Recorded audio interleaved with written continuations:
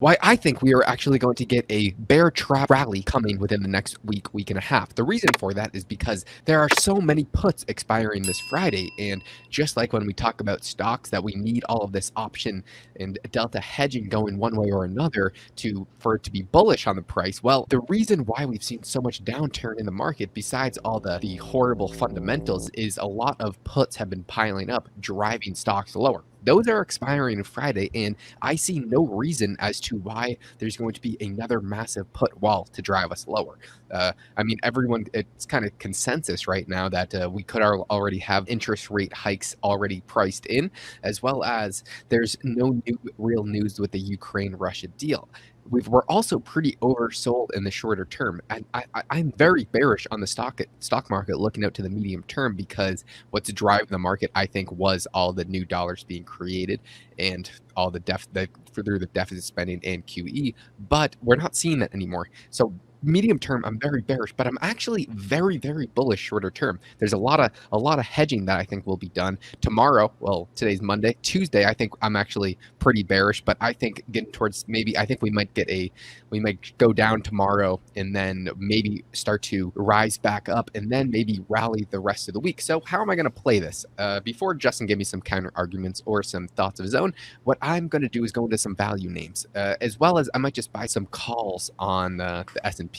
I really like some shipping companies because China, they're in a massive lockdown right now, and they closed down their ports. So in 60 days, we're going to get nothing from China. That could potentially cause a pretty high surge of inflation, but an even higher surge of container ship prices, as well as the fundamentals on these companies are already incredible. Earnings are coming up for a lot of these companies as well, and I'm expecting massive buyback and dividend programs. We've talked a lot about Zim, but there's a few other companies that I love as well. We've talked about them in the past, so I will not bore you guys. So I'm thinking of buying 3 or 4 shipping companies, mainly through the container ships, then maybe buying some buy calls. Okay, Josh, so basically what I hear you saying is that the way you're going to express your bullishness in terms of trades is for the market in general, you're targeting SPY calls, and then you're doing a specific carve out for shipping where you think you've got a bit of an edge because you suspect that the current macro trends, or I should say the current geopolitical trends, will rebound in the macro space to make shipping very attractive. Correct. And if I do think that it's going to be a leverage play on the market, I don't really see a situation where, well, we might see some of the high tech start to skyrocket, but I think value names, which will be taking the majority of the bid of the market. The reason behind that is because a lot of these value names are actually incredibly attractive at these prices, and we see a lot of fund managers outflowing out of these super high growth stocks and into value names. I think those trends are going to continue. We saw the same types of things in 1999, where we would be crashing, but there would be times of periods where growth would still go down, but value would just start to skyrocket. And I think we'll see those similar trends within the coming weeks.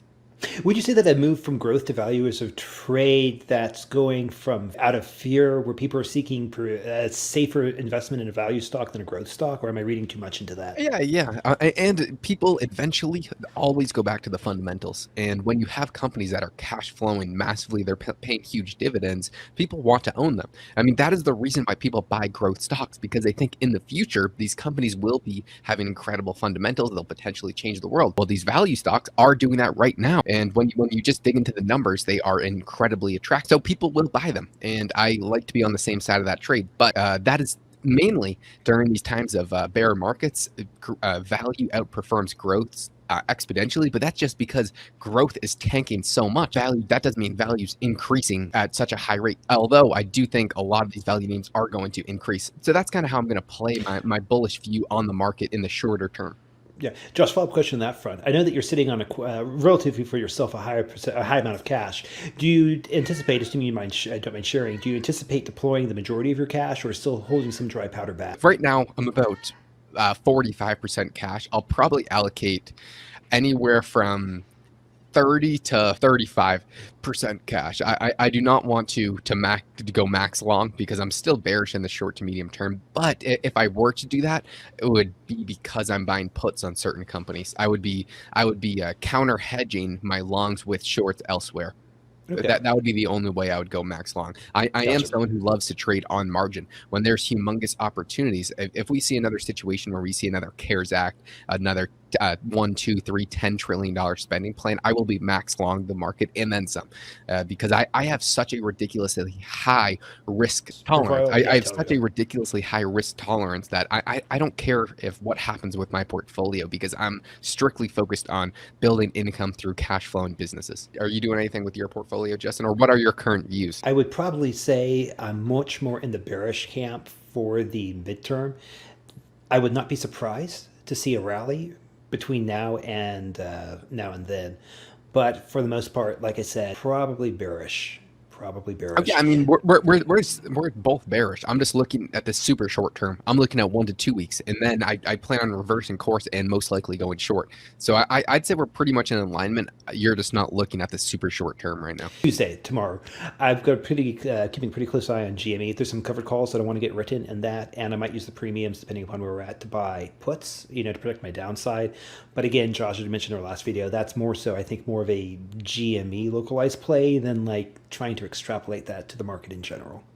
Yeah, but one last thing on the GME news. Bridgewater, Ray Dalio just came out and put both positions in AMC and GME, and that's pretty huge, because once we see these institutional guys start to hop in, it could be a very, very drastic move to the upside. Yeah, and Josh, that's one thing that you mentioned before, part of the conversations offline, saying, well, listen, Justin, there really is this open secret in GME. Like, why aren't the big guys getting into it? I mean, if we do see this, that would be absolutely one of the greatest and most bullish things that we could possibly see.